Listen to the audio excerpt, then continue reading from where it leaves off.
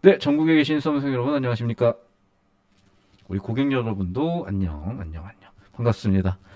오늘도 유튜브 라이브 많이들 와주셨네요. 자, 오늘 리얼평가 치느라 정말 고생들 많으셨고 하루 정도는 푹 쉬어도 괜찮습니다. 정말 고생 많으셨고.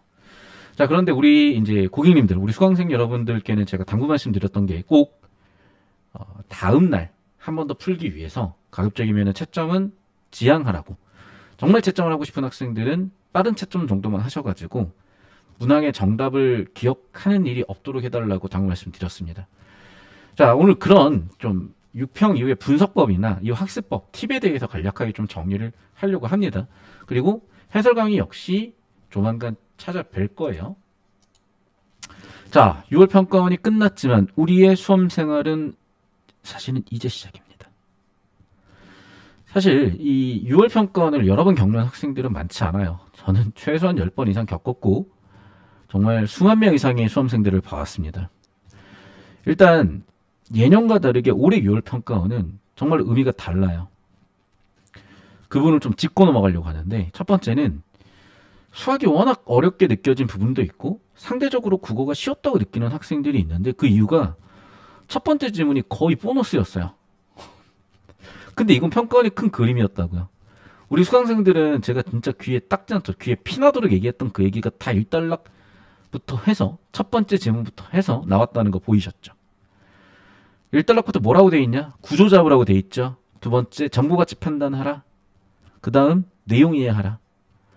거기서 끝나는 게 아니라 글의 정보를 사실적으로 이해하고 추론적, 비판적, 적용 창의적으로 처리하는 전반적인 수능 국어에서 여러분께 요구되는 능력들 다시 한번 정리를 하면서 이단락 초반부에서는 독서란 독자의 배경식과 글의 내용 간의 대화적 활동이다.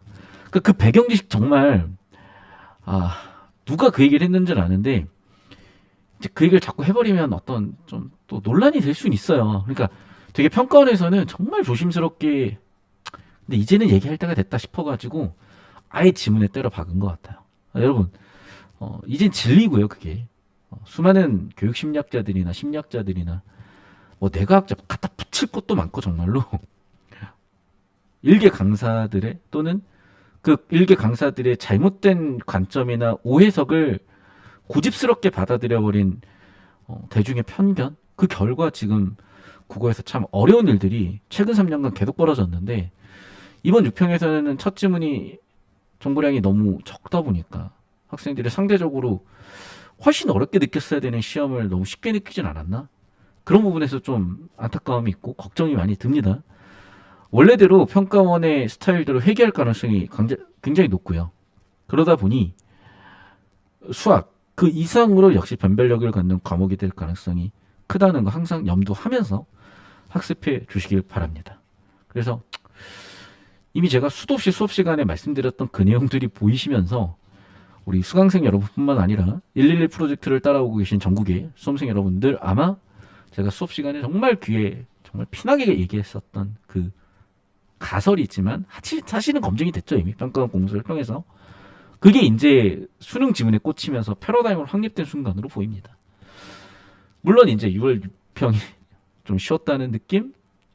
그러다 보니까 좀 떨어지는 주목도 문제는 수능날 돌이킬 수 없는 현실이 되지 않기 위해 같이 한번 잘 해볼 거고 앞으로도 저 유튜브 채널 많이 사랑해 주십시오.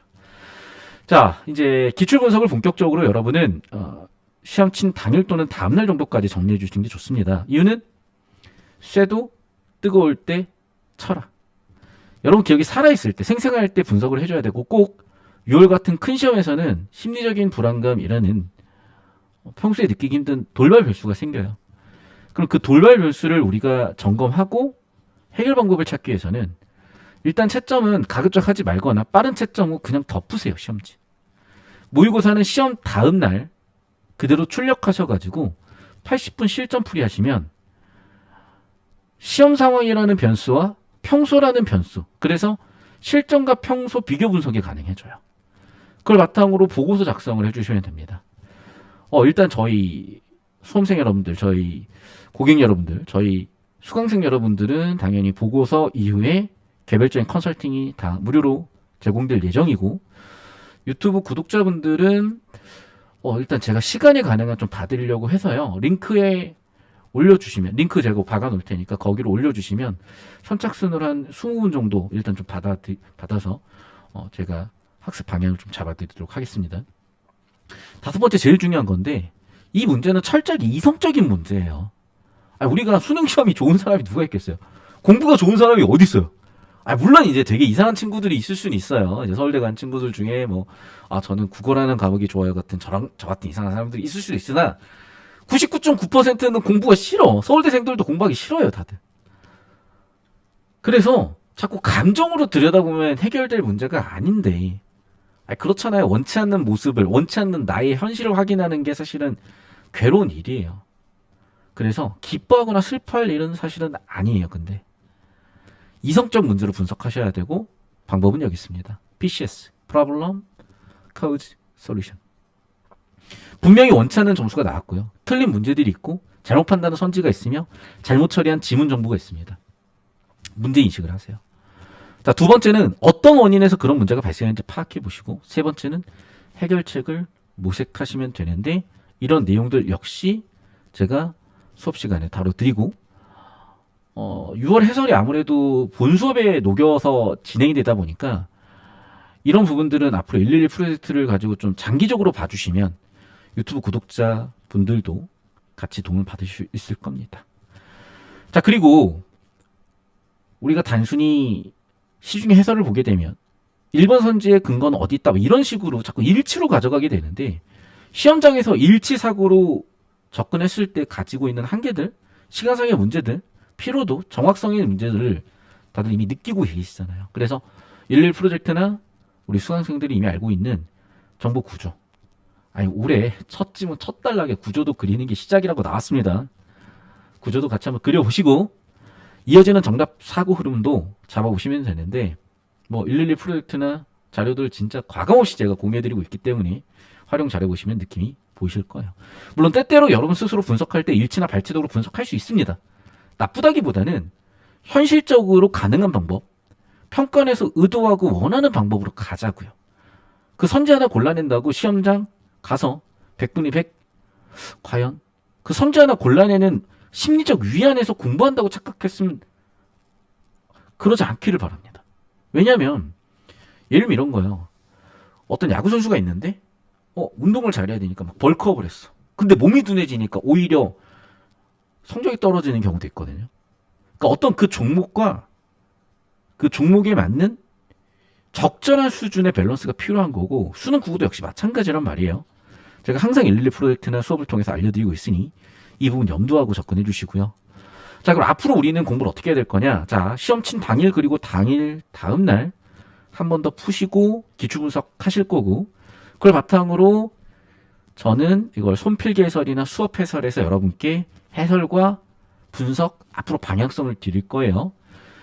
우리 수강생 여러분들 기준으로는 밀착 통해서 개별 상담해 드릴 거고, 구독자 여러분은 선착순 20명 정도는 제가 역시 비대면으로 신청서 작성해 주신 학생들 대상으로 상담 좀 해드리겠습니다.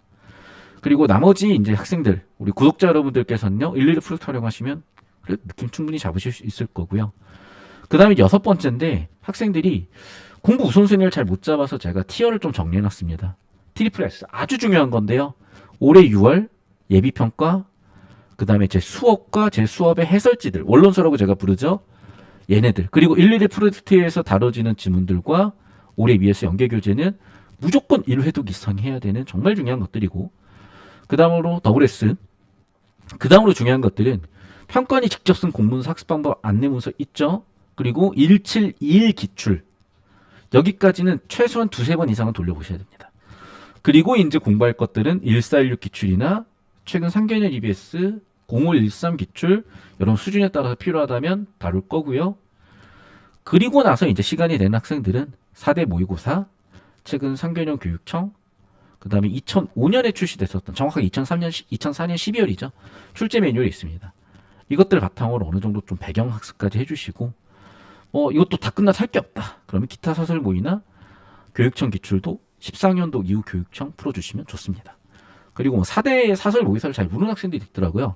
이감, 상상, 한수, 바탕, 크게 4개가 이제 대표적인 모의고사, 4대 모의고사니까 한번 봐주시면 참고해 보시면 실전 연습으로 좋습니다. 자, 좋아요, 구독, 댓글 모두 감사드리고 오늘은 아무래도 시험 전날이다, 시험 당일이다 보니까 좀 쉬셨으면 좋겠어서 이렇게 좀 가벼운 내용으로 찾아뵙고 내일 좀 더 디테일한 해설, 학습법, 학생 개별 상담 진행해 드릴 테니 내일부터 차근차근 또 찾아뵙도록 하겠습니다.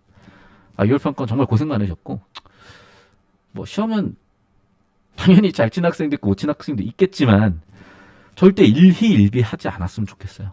왜냐하면 6월 평가원 가지고 할 수 있는 게 없어요. 6월 평가원으로 뭐 대학교에서 여러분 뭐 합격시켜주는 것도 아니고, 물론 이제 내년에 재수를 한다면 재수학원 이제 성적 교론을 받아줄 수는 있는데 어디다 써먹냐고 정말로. 그러니까 6월 평가원은 더도 말고 덜도 말고 말 그대로 모의고사입니다. 수능날 있을 만한 일을 미리 겪어본다는 차원. 수능날 이런 건 대비해야지. 또 동시에 수능날 마주할 수 있는 상황들을 좀 상상해보고 그날 검증도 해보고, 또는 제가 이 영상 전에 올려드렸던 영상들이 있죠. 그래서 수능 바로 전날이 오늘이라면, 또는 오늘이 수능날이라면 뭘 해야 좋을지에 대해서 한번 연습해보는. 그래서 수능을 2번, 3번, 4번 경험하는 건 참 안타까운 일이지만 우리는 올해 안에서도 6월, 9월을 통해서 수능을 2번, 3번도 연습해볼 수 있는 거예요. 그래서 그런 의미로 받아들이시고, 아까 말씀드렸죠. PCS 사고. 제발 감정 문제로 보지 맙시다. 이성적 문제로 문제, 원인, 해결책 같이 한번 고민해 보도록 하자고요. 자, 앞으로 해설 강의에서 같이 찾아뵙겠습니다. 오늘 정말 고생 많으셨어요. 또 뵙겠습니다. 안녕히 계십시오.